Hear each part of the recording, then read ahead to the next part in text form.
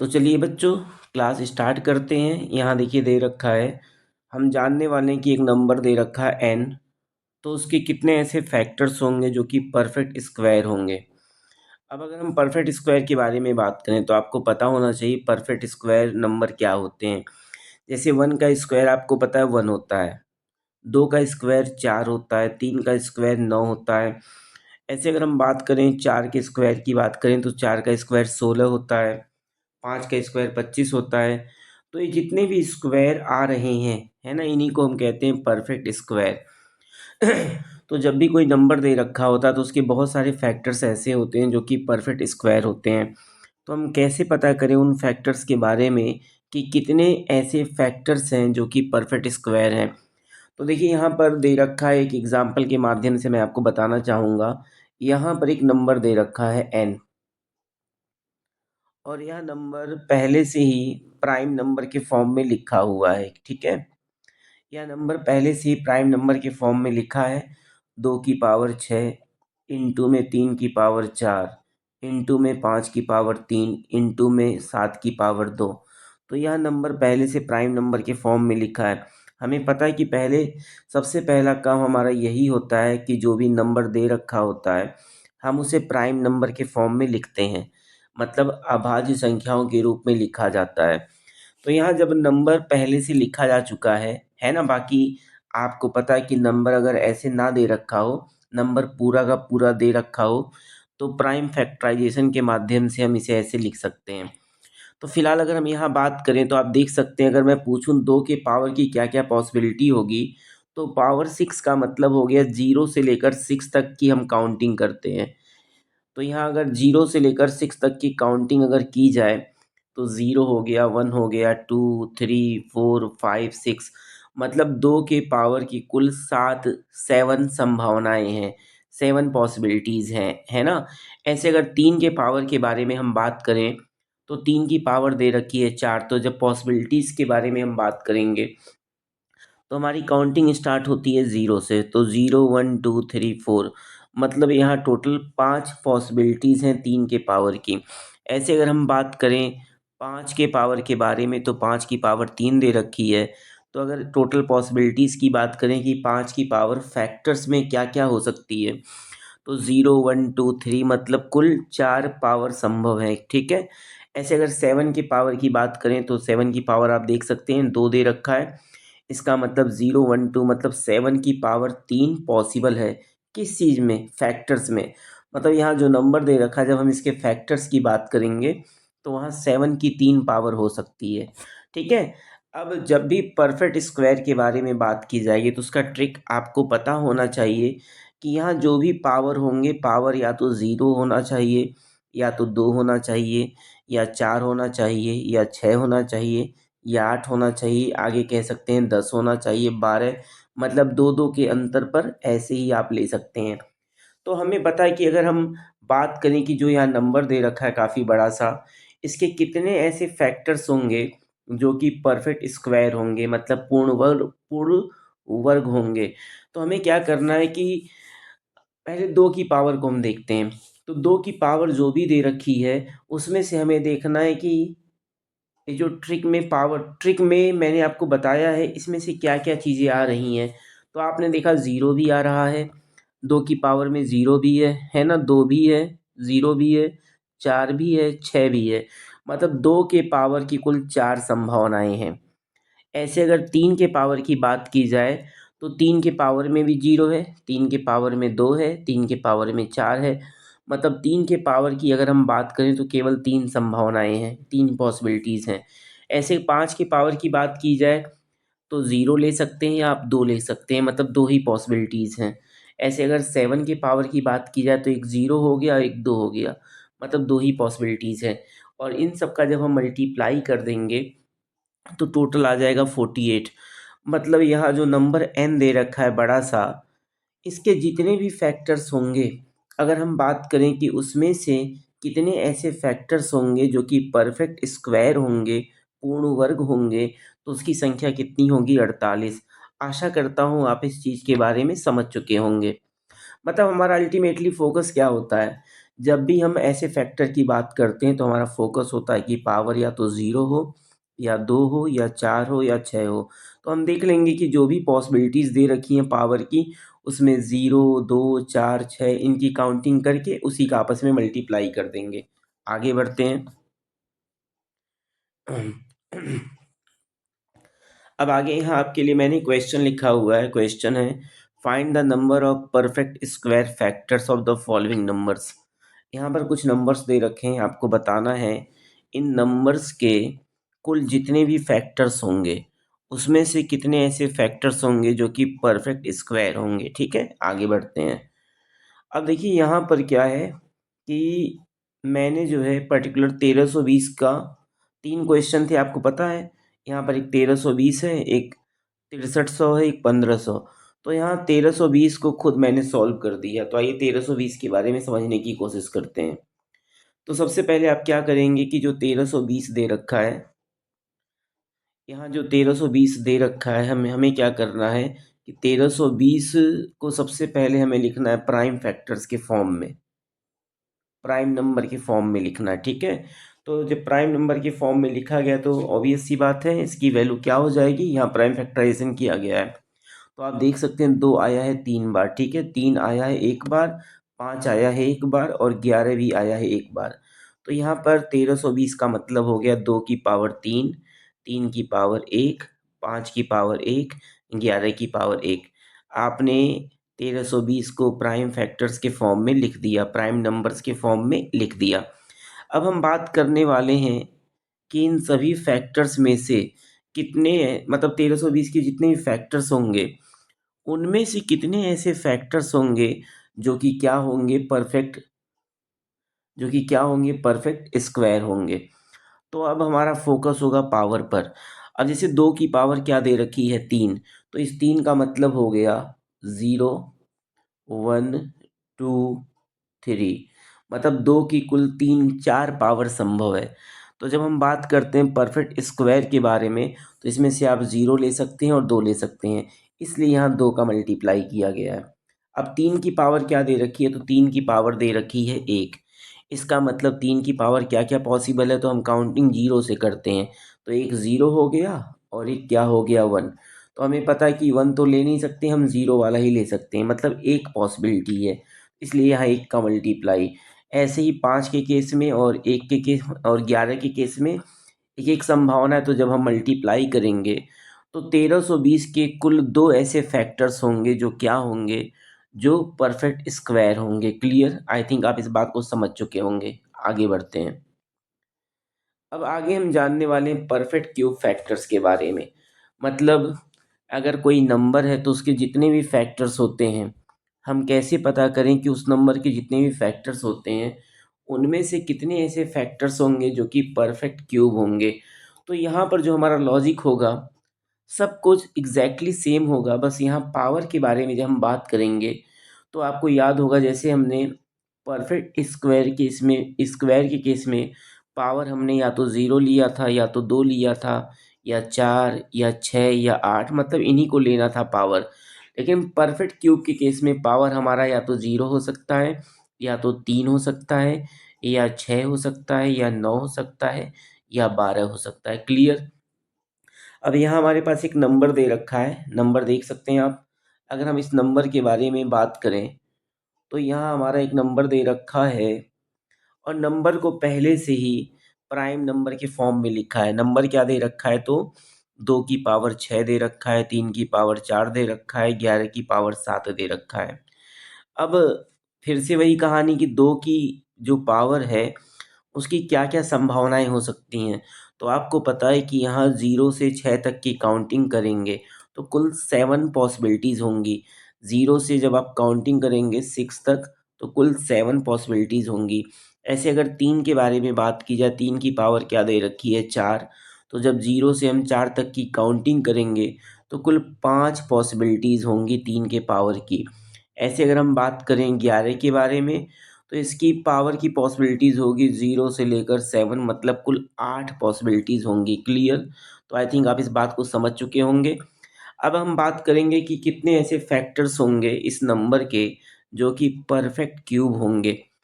तो आप देख सकते हैं हमें पावर क्या लेना है। पावर आप यहाँ पहले से मेंशन है। अब जो दो दो के पावर की जो भी पॉसिबिलिटी दे रखी है, हम जाकर देखेंगे उसमें से कौन 0, 3, 6, 9 इन सबको लेकर कुल कितनी संभावनाएं बन रही हैं। तो देख सकते हैं यहाँ पर 0 है, एक एक पॉसिबिलिटी हो गई। फिर 3 की बात करेंगे, फिर 6 की बात करेंगे, मतलब 2 के पावर की कुल 3 पॉसिबिलिटी है। ऐसे अगर 3 के पावर की बात की जाए तो हम 0 ले सकते हैं और 3 ले सकते हैं, क्योंकि यहाँ पावर मेंशन किया गया है साफ साफ। तो 3 के पावर की केवल 2 पॉसिबिलिटी हो गई। ऐसे अगर हम 11 की बात करें तो 11 के पावर की कुल कितनी पॉसिबिलिटी होंगी। तो आप देख सकते हैं अगर 11 के पावर के बारे में हम बात करें तो 0 वाला ले सकते हैं, 3 वाला ले सकते हैं और 6 वाला ले सकते हैं, मतलब 11 की पावर की भी 3 पॉसिबिलिटी है। अब जब इन तीनों पॉसिबिलिटीज़ यहाँ 2 की पावर की पॉसिबिलिटी, 3 के पावर की पॉसिबिलिटी और 11 के पावर की पॉसिबिलिटी की हम बात करें, तो जब इनका मल्टीप्लाई करेंगे तो कितना हो गया 18। मतलब यहाँ जो इतना बड़ा नंबर दे रखा है, अगर हम बात करें इसके कितने ऐसे फैक्टर्स होंगे जो कि परफेक्ट क्यूब होंगे, तो टोटल 18 फैक्टर्स होंगे इसके ऐसे, जो क्या होंगे परफेक्ट क्यूब होंगे। क्लियर, आगे बढ़ते हैं। अब यहाँ पर कुछ नंबर्स दे रखे हैं। एक दे रखा है 98,000, एक दे रखा है 1,71,500, एक नंबर दे रखा है 3,51,232 और एक दे रखा 8,30,830। तो यहाँ कुछ नंबर्स दे रखे हैं, आपको बताना है इन सभी नंबर्स के बारे में कि इनके कितने ऐसे फैक्टर्स होंगे जो कि क्या होंगे परफेक्ट क्यूब होंगे। तो सबसे पहले आपको क्या करना होगा कि इन सभी नंबर्स को आप लिखेंगे प्राइम नंबर के फॉर्म में। जैसे कि यहाँ पर आप देख सकते हैं ऑलरेडी लिखा गया था 2 की पावर 6, 3 की पावर 4 और 11 की पावर 7। ऐसे आपको क्या करना है, यहाँ जो भी नंबर्स दे रखे हैं आपको नंबर्स को लिखना है प्राइम नंबर के फॉर्म में। और प्राइम नंबर के फॉर्म में लिखने के बाद आप आसानी से पावर की पॉसिबिलिटीज़ को देखेंगे और पता कर सकेंगे कि कितने ऐसे फैक्टर्स होंगे जो कि परफेक्ट क्यूब होंगे।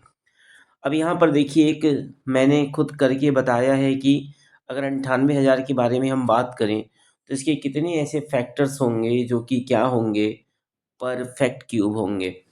तो जब आप 98,000 का प्राइम फैक्टराइजेशन करेंगे तो इसकी वैल्यू हो जाएगी 2 की पावर 4, 5 की पावर 3 और 7 की पावर 2। तो अगर हम बात करें कि 2 की पावर क्या क्या हो सकती है, तो 4 का मतलब हो गया 0 से काउंटिंग करेंगे 1, 2, 3 एंड 4। और अगर परफेक्ट क्यूब के बारे में बात की जाए तो आप 0 को ले सकते हैं और 3 को, मतलब 2 के पावर की 2 संभावनाएं हो सकती हैं। ऐसे अगर 5 के पावर की बात की जाए तो यहाँ क्या दे रखा है 3, 3 का मतलब जब हम 0 से काउंटिंग करेंगे तो 0 हो गया, 1 हो गया, 2 हो गया और 3। तो अगर परफेक्ट क्यूब की बात की जाए तो आप 0 को ले सकते हैं और 3 को ले सकते हैं, मतलब 2 पॉसिबिलिटी हो गई। ऐसे 7 की बात की जाए, 7 की पावर क्या दे रखी है 2। इसका मतलब हो गया हम अगर 0 से काउंटिंग करेंगे तो 0, 1, 2। तो यहाँ केवल आप 0 ले सकते हैं, इसलिए 7 के पावर की पॉसिबिलिटी केवल 1 हो गई। और इन सब का मल्टीप्लाई करेंगे तो क्या हो गया 4। मतलब 98,000 के कुल 4 ही ऐसे फैक्टर्स होंगे जो कि क्या होंगे परफेक्ट क्यूब होंगे। क्लियर, आगे बढ़ते हैं। अब आगे हमें जानना है कि किसी भी नंबर्स के जितने भी फैक्टर्स होते हैं, अगर उन सबको आपस में प्लस कर दिया जाए तो उसकी वैल्यू क्या होगी। ऐसे क्वेश्चंस आपके एग्जाम में पूछे जाते हैं कि अगर कोई नंबर दे रखा है तो उसके जितने भी फैक्टर्स होंगे उन सबको प्लस करने के बाद क्या आएगा। अब जैसे अगर छोटे से एग्जाम्पल की हम बात करें, जैसे मान लिया जाए छोटे से एग्जाम्पल की बात की जाए, एक नंबर दे रखा है 10 और मैंने आपसे पूछा कि 10 के जितने भी फैक्टर्स होते हैं बताइए, अगर उन सबको आपस में प्लस कर दिया जाए तो उसकी, आप सबको पता है कि 10 का एक फैक्टर क्या होता है 1 होता है और 10 का एक फैक्टर क्या होता है 2 होता है। एक फैक्टर 10 का क्या होता है 5 होता है और एक फैक्टर 10 का क्या होता है 10। तो अगर इन सबको हम प्लस करें तो पूछा गया इसकी वैल्यू बताइए, तो ऑब्वियस सी बात है आप इसको आसानी से प्लस कर सकते हैं। 10 प्लस में 5 15, प्लस में 2 कितना हो जाएगा 17 और एक 18। मतलब 10 के कुल 4 फैक्टर होते हैं और इन सबको प्लस करने पर कितना आएगा 18। बट अगर एग्ज़ाम के बारे में हम बात करें तो एग्ज़ाम में हम बात करते हैं बड़े नंबर्स के बारे में। तो उन बड़े नंबर्स के अगर हम ऐसे फैक्टर्स काउंट करते रहेंगे तो बहुत टाइम लग जाएगा। तो एग्ज़ाम में क्या होता है, हमें ट्रिक पता होना चाहिए, है ना? तो उसी ट्रिक के बारे में मैं यहाँ आपको बताने वाला हूँ। तो देखिए, यहाँ पूरे फैक्टर्स चैप्टर में आपने एक बात देखी है कि कोई भी नंबर अगर दे रखा होगा तो सबसे पहला काम क्या होगा कि उस नंबर को लिखना है प्राइम नंबर के फॉर्म में, मतलब प्राइम फैक्टराइजेशन आपको करना है। तो जैसे मान लीजिए कोई नंबर दे रखा है n, और जब इसे प्राइम नंबर के फॉर्म में लिखा गया तो क्या हो गया, p1 की पावर x, मतलब पहला प्राइम नंबर p1 आया। दूसरा प्राइम नंबर क्या हो गया, p2, इसकी पावर क्या दे रखा है, y। तीसरा प्राइम नंबर हो गया p3, इसकी पावर क्या हो गया, z। और ऐसे और भी प्राइम नंबर हो सकते हैं, उनकी अपनी पावर हो सकती है। तो अगर आपने पता कर लिया नंबर को प्राइम नंबर की फॉर्म में, अगर आपने लिख लिया, अब आगे हमें क्या करना है, तो यहाँ आपके सामने फॉर्मूला दे रखा है, ट्रिक दे रखा है। अब हमें क्या करना है कि अगर मैं पूछूं कि सम ऑफ ऑल फैक्टर्स क्या होंगे, तो इसका फॉर्मूला होता है जो भी प्राइम नंबर दे रखा है। जैसे एक प्राइम नंबर आपने देखा p1 था, तो आपने क्या किया, यहाँ भी p1 -1 और यहाँ भी p1 -1 लिखा। लेकिन जो ऊपर p1 आपने लिखा है तो उसकी पावर क्या है, x+1, है ना? जो ऊपर आपने p1 लिखा है इसकी पावर क्या दे रखी है, x+1। क्यों? क्योंकि आपको पता है कि यहाँ p की पावर दे रखी है x, मतलब जो भी पावर दे रखा है प्राइम नंबर के ऊपर, तो ऊपर लिखते समय आप उसको क्या करेंगे, एक बढ़ाकर लिखेंगे। ऐसे अगर हम दूसरे प्राइम नंबर के बारे में बात करें तो क्या था, p2। तो जब आप ऊपर लिखेंगे तो क्या लिखेंगे, p2 की पावर y+1 -1 अपॉन में p2 -1। ऐसे तीसरा प्राइम नंबर जो दे रखा है p3, इसमें भी वही कहानी है। आपको ऊपर क्या लिखना है, तो ऊपर लिखना है p3 की पावर z+1, क्योंकि यहाँ पावर z दे रखा था, तो z+1 -1 अपॉन में p3 -1। क्लियर? आगे अगर ऐसे और भी प्राइम नंबर हैं तो आपको क्या करना है, सेम वही कहानी आपको लिखनी होगी। मतलब जो भी उनकी पावर होगी आप उसे एक बढ़ाकर फिर -1, और नीचे भी p3 -1 p4 -1 ऐसे करना होगा। क्लियर? अब आइए देखते हैं कि इसका यूज करना कैसे है। तो एक क्वेश्चन के माध्यम से मैं आपको समझाना चाहूँगा। तो आप देख सकते हैं यहाँ एक क्वेश्चन दे रखा है, क्वेश्चन में दे रखा है 1440, और आपसे क्या पूछा गया कि इसके जितने भी फैक्टर्स होंगे उनको आपस में प्लस करने पर क्या आएगा। तो जब आपने 1440 को लिखने की कोशिश की प्राइम फैक्टर्स के फॉर्म में, प्राइम नंबर के फॉर्म में, तो आप देख सकते हैं यहाँ 1440 का क्या मतलब हुआ। तो 1440 का मतलब हो गया 2 की पावर 5, 3 का स्क्वायर और 5 की पावर 1। तो जो फॉर्मूला था, फॉर्मूले में क्या था कि जितने प्राइम नंबर थे, जैसे पहला प्राइम नंबर था 2, तो ऊपर आपको क्या लिखना है, 2 की पावर 6, क्योंकि यहाँ पावर दे रखा है 5। तो पावर को आपको क्या करना है, पावर को 1 बढ़ा देना है। तो 2 की पावर 6 -1 हो जाएगा, और नीचे भी हो जाएगा 2 -1।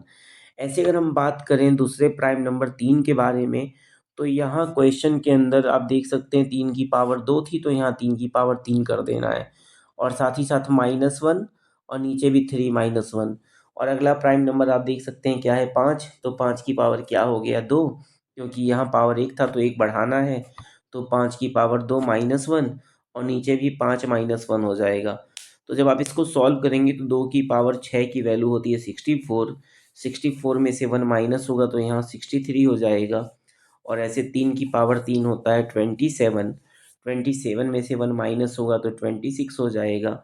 और 5 का स्क्वायर 25 होता है, माइनस 1 कितना हो गया, 24। और बाकी नीचे 2 -1 1 होता है, और 3 -1 कितना होता है, 2 होता है। 5 -1 कितना होता है, 4 होता है। तो जब हम इसे सॉल्व करेंगे मल्टीप्लाई करके, डिवाइड करके, तो इस पूरे की वैल्यू आ जाएगी 4914। मतलब 1440 के जितने भी फैक्टर्स होते हैं, अगर उनको आपस में प्लस कर दिया जाए तो उसकी वैल्यू होती है 4914। क्लियर? आशा करता हूँ कि आप इस कॉन्सेप्ट को समझ चुके होंगे। आगे बढ़ते हैं। अब यहाँ हमारे सामने कुछ क्वेश्चंस दे रखे हैं, देख सकते हैं आप। हमारे सामने यहाँ पर कुछ क्वेश्चंस दे रखे हैं। Find the sum of all factors of the numbers given below. यहाँ हमारे सामने कुछ नंबर्स दे रखे हैं, आपको क्या करना है कि नंबर्स के जितने भी फैक्टर्स होंगे, जितने भी गुणनखंड होंगे, उनको प्लस करने पर क्या आएगा, यही आपको बताना है। तो कैसे करेंगे, इसका ट्रिक मैंने आपको बता दिया है। इन सभी नंबर को लिखेंगे प्राइम नंबर के फॉर्म में। उसके बाद जो फॉर्मूला मैंने बताया है, उस फॉर्मूले का यूज करके आप आंसर दे सकते हैं। तो चलिए आगे बढ़ते हैं। अब देखिए अगली चीज, क्वेश्चन पूछा जाता है, sum of the reciprocal of all the factors of N. मतलब कोई नंबर अगर एन दे रखा है तो उसके जितने भी फैक्टर्स होते हैं उनके रेसिप्रोकल को प्लस करने पर क्या आएगा। रेसिप्रोकल का मतलब हो गया कि व्युत्क्रम, मतलब जो भी फैक्टर्स होंगे अगर उनको उल्टा कर दिया जाए। तो देखिए मैं क्या कहना चाहता हूँ, आपको समझाता हूँ।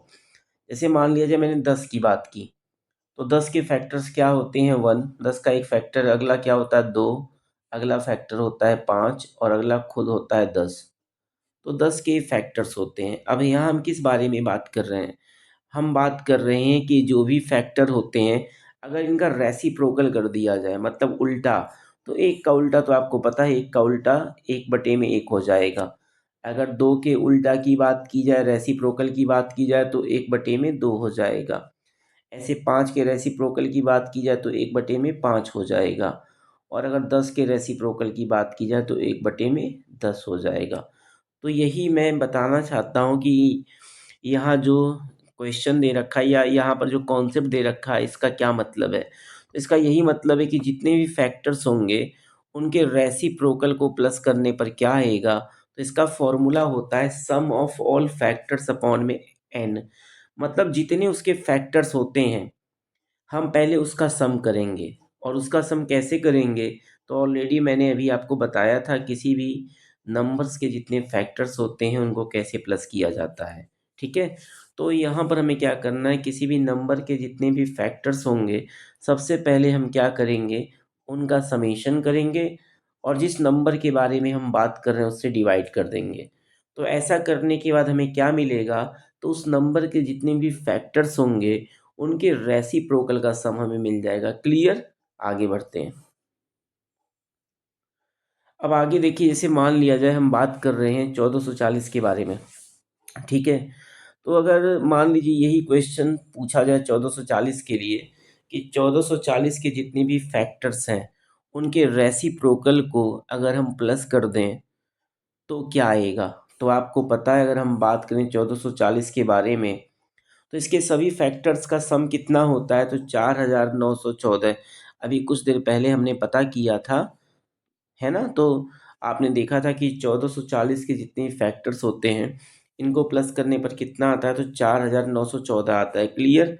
अब हम बात करेंगे कि इसके जितने भी फैक्टर्स होते हैं उनके रेसिप्रोकल को प्लस करने पर क्या आएगा। तो आपको पता है ट्रिक जो बताया था मैंने, फॉर्मूला क्या था, तो हमें ऊपर लिखना होता है क्या, सम ऑफ ऑल फैक्टर्स, जो कि 1440 की केस में आपने देखा क्या आया है, 4914। और नीचे हमें क्या लिखना होता है, एन। तो अगर इस फॉर्मूले का यूज हम यहाँ करें तो आप देख सकते हैं इसके सभी फैक्टर को प्लस करने पर कितना आया है, 4914। और नीचे हमें इस नंबर को ही लिख देना है, 1440 को। और इसको प्लस करने के बाद जो भी इसकी वैल्यू आ जाए, इसको डिवाइड करने के बाद, मतलब इसको और भी सिंप्लीफाई हम कर सकते हैं, 2 से ऊपर नीचे काट कर। और आगे और भी चेक कर सकते हैं क्या किसी और भी नंबर से कटेगा या नहीं कटेगा। तो आप ऐसे आसानी से किसी भी नंबर के जितने भी फैक्टर्स होते हैं उनके रेसिप्रोकल को प्लस करने पर क्या आएगा पता कर सकते हैं। क्लियर। अब यहाँ पर कुछ नंबर्स दे रखे हैं, आपको बताना है कि इन नंबर्स के कितने फैक्टर्स होंगे और साथ ही साथ बताना है कि इन नंबर्स के जितने भी फैक्टर्स होंगे उनको प्लस करने पर क्या आएगा। और फिर आपको बताना है कि इन नंबर्स के जितने फैक्टर्स होंगे उनके रेसिप्रोकल को प्लस करने पर क्या आएगा। तो आशा करता हूँ कि जो सेकंड पार्ट था फैक्टर्स का आपको अच्छे से समझ में आया होगा। थर्ड पार्ट में अगर मुझे आवश्यकता लगेगी इसके थर्ड पार्ट की, तो मैं कुछ और क्वेश्चंस और थोड़े बहुत कॉन्सेप्ट आपको बताऊंगा। वैसे मैंने पूरे कॉन्सेप्ट को लगभग फर्स्ट और सेकंड पार्ट में बता दिया है। तो आप दोनों वीडियो अच्छे से देख सकते हैं और इससे फैक्टर्स का कॉन्सेप्ट आपका काफ़ी अच्छा हो जाएगा। एग्ज़ाम में इस टॉपिक से एक क्वेश्चन आता रहता है। तो वीडियो को लाइक भी कर दीजिए, शेयर भी कर दीजिए और मेरे चैनल को सब्सक्राइब कर दीजिए। मैं आपकी मैथ्स बहुत अच्छी करवा दूंगा। ओके बच्चों, थैंक यू।